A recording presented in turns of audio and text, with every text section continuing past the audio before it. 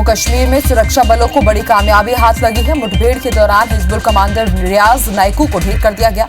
Riyaz Naikoo A++ category का आतंकी था और इस पर 12 लाख रुपए का इनाम था।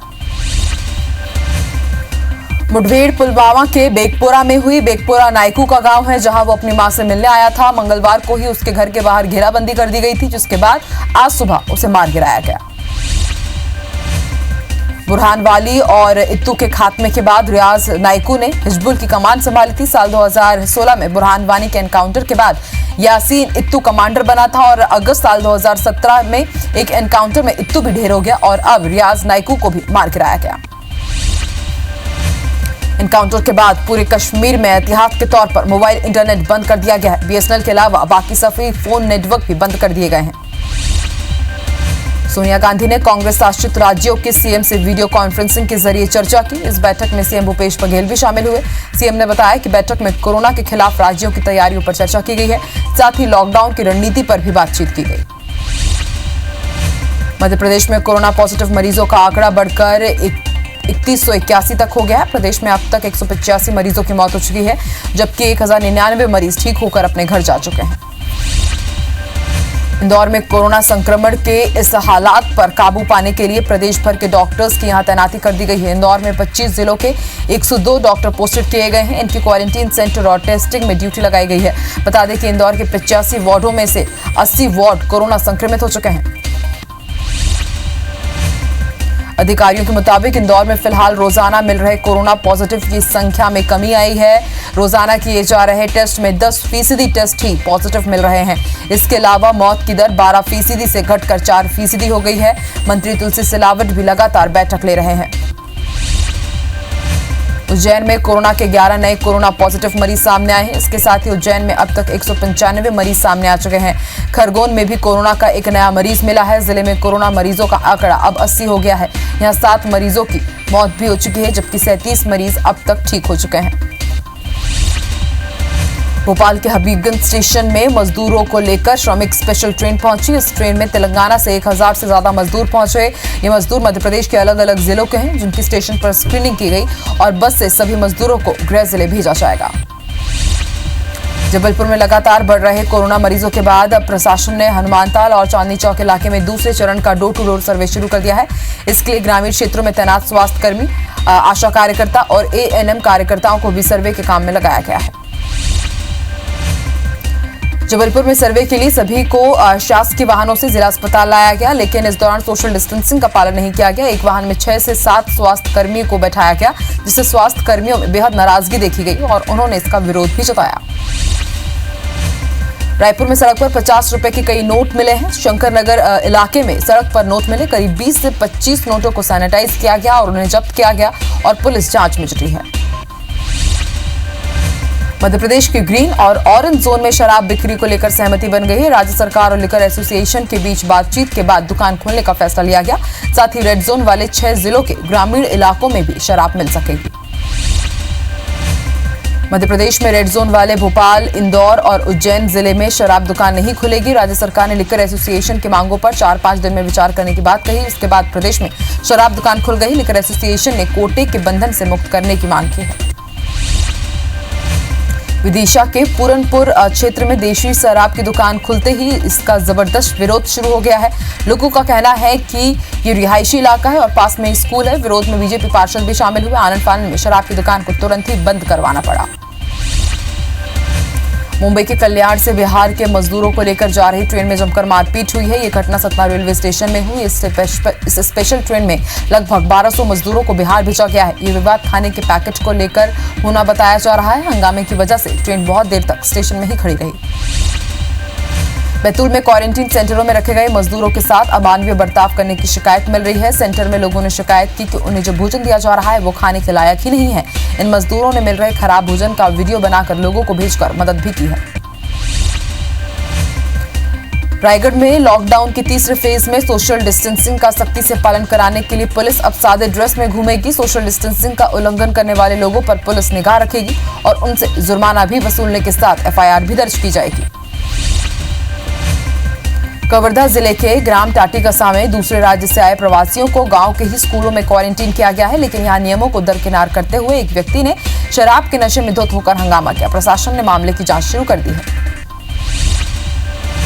इंदौर के एरोड्रम थाना क्षेत्र में लॉकडाउन का उल्लंघन करने वाले लोगों को पुलिस ने आज परेड करवाई। वहीं कुछ और लोगों को पुलिस ने बीच सड़क पर योगा भी करवाया। बिना पासवर्ड और बिना जरूरत के घूम रहे लोगों को पुलिस ने रोककर उनसे उठक बैठक भी कराई। इंदौर में लॉकडाउन के बाद भी नरसिंह मंदिर में नरसिंह जयंती के दौरान आरती गा रहे 5 लोगों को पुलिस पकड़कर थाने ले आई और मामला भी दर्ज किया। पुलिस ने सख्त हिदायत दी है कि लॉकडाउन के दौरान कोई धार्मिक आयोजन नहीं करना है। लोरमी में मॉक ड्रिल की रिहर्सल की अनाउंसमेंट से लोगों में अफरा तफरी मच गई। अचानक मार्केट और दुकानों को बंद करने के आदेश दे दिए गए। फिर घर में टीम सैनिटाइजेशन करने के लिए पहुंची। ये सब नजारा किसी कोरोना की तैयारियों को परखने के लिए मॉक ड्रिल का रहा। जिले की टीम ने गोड़खामी इलाके में स्वास्थ्य विभाग समेत मुंगेली कलेक्टर भी उपस्थित थे।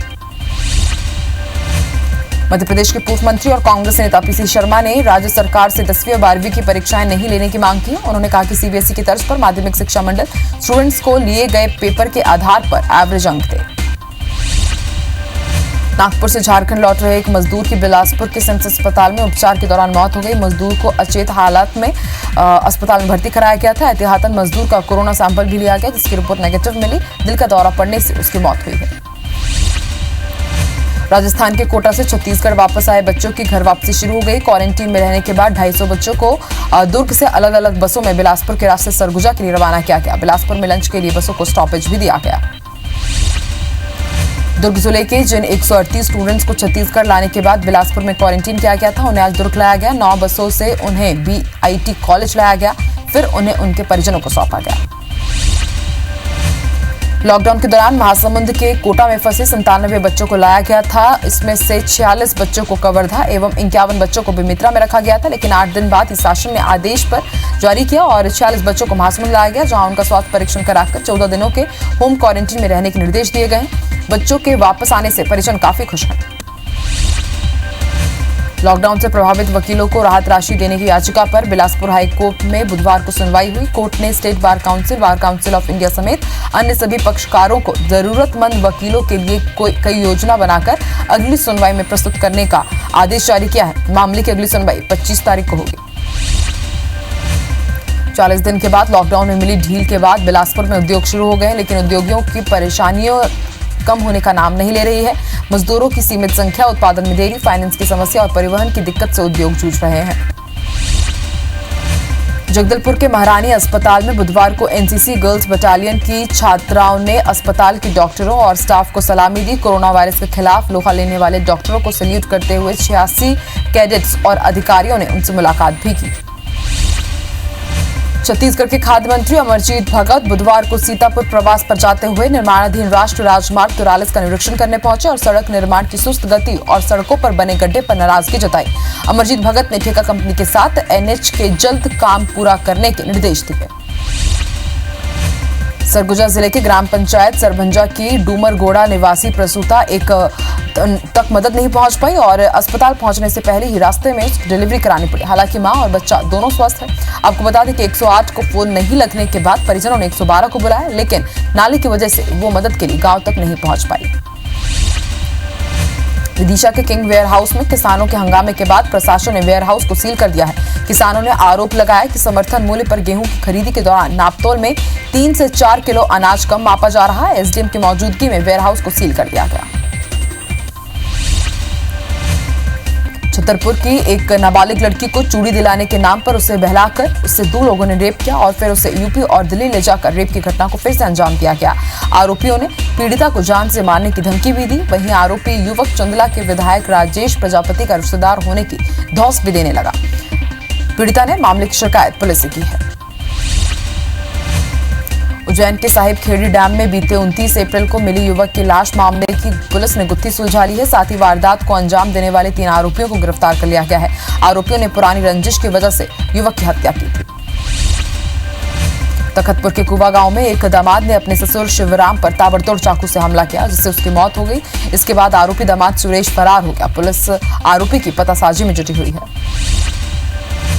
विदिशा की शमशाबाद पुलिस ने बीच गांव के कुएं में मिली लाश के मामले में हत्या के आरोपी को गिरफ्तार कर लिया है। पुलिस ने आरोपी अजय को पकड़ लिया है। आरोपी ने बताया कि मृतक गुलाब सिंह ने कुछ दिन पहले उसकी बहन के साथ घर में घुसकर छेड़छाड़ की थी। यही बात उसको खटक रही थी और इसी के चलते उसने घटना को अंजाम दिया। बलरामपुर जिले में पुलिस ने 2 युवकों के खिलाफ एनडीपीएस एक्ट के तहत मामला दर्ज किया। दोनों आरोपी नशीली सिरप बेचने का कारोबार कर रहे थे। उनके पास से 180 नग नशीली सिरप बरामद की गई। गरियाबंद की छुरा पुलिस ने गांजा तस्करी के आरोप में 4 लोगों को 3.5 किलो गांजे के साथ गिरफ्तार किया है। आरोपियों में 2 पुलिसकर्मी भी शामिल है। पुलिस ने आरोपियों को गिरफ्तार कर वैधानिक कार्रवाई की। खरगोन जिले में लॉकडाउन के दौरान अवैध हथियारों के साथ एक पुलिसकर्मी ही गिरफ्तार हो गया है। उसके पास से अवैध देसी पिस्टल और जिंदा कारतूस बरामद किए गए हैं। मध्य प्रदेश के हरदा जिले में डीआरपी लाइन में ये कांस्टेबल पदस्थ था। प्रधान आरक्षक रोहित यादव एक सिकलीगढ़ से 5 अवैध पिस्टल लेकर निकला था, जिसे घेराबंदी कर पकड़ा गया। पेंड्रा के अंतर्राज्यीय सीमा पर बने बैरियर पर कार सवार 4 लोगों ने पुलिस के साथ मारपीट की है। जानकारी के मुताबिक चारों आरोपी पुलिस द्वारा दस्तावेज मांगने पर उनसे उलझ गए और खुद को बिलासपुर के मजदूरी का बड़ा नेता बताते हुए मारपीट कर दी। बहरहाल चारों आरोपियों को पुलिस ने गिरफ्तार कर लिया है। भिंड के देहात थाने में एक महिला इंसाफ मांगने के लिए आई, लेकिन बेरहम पुलिस वालों ने उसे मानसिक रोगी बताकर थाने से भगा दिया। वहीं बाकी लोग तमाशबीन होकर ये सब देखते रहे। पुलिस ने महिला के भाइयों को उसका इलाज कराने की हिदायत दी। फिर भाइयों ने उसे मोटरसाइकिल पर बैठाया और रवाना हो गए। ग्वालियर की घाटी गांव में एक बड़ा हादसा हो गया, जिसमें पति पत्नी और 3 साल के बच्चे की दर्दनाक मौत हो गई। बाइक पर सवार तीनों लोग तेज रफ्तार वाहन के द्वारा कुचल दिए गए। छतरपुर के पटली गांव के रहने वाले 2 मजदूर परिवार के 5 लोग यूपी के मथुरा में सड़क हादसे का शिकार हो गए, जिससे पूरे गांव में मातम पसर गया है। जानकारी के मुताबिक ये लोग छतरपुर वापस लौटने के लिए एक टैक्सी में सवार होकर मथुरा बस स्टैंड जा रहे थे, लेकिन तभी एक ट्रक की चपेट में आने से यह हादसा हो गया। रायपुर के टिकरापाड़ा में नशे की हालत में कार चला रहे युवक ने अंडरब्रिज के पिलर में टक्कर मार दी। तेज रफ्तार कार के अंडरब्रिज के पिलर से टकराने पर कार क्षतिग्रस्त हो गई है। गनीमत ये रही कि ड्राइवर और उसके साथ बैठा युवक बाल बाल बच गया। गरियाबंद में एक कैंसर पीड़ित बड़े भाई की इच्छा पूरी करने के लिए छोटी बहन की शादी की गई। मामला देवभोग विकास खंड के मोगागुड़ा गांव का है। कैंसर पीड़ित राजेश नागेश की इच्छा पर छोटी बहन सुशीला की कल शादी कराई गई। शादी में बिना बैंड बाजा के 5 लोग बारात लेकर पहुंचे थे।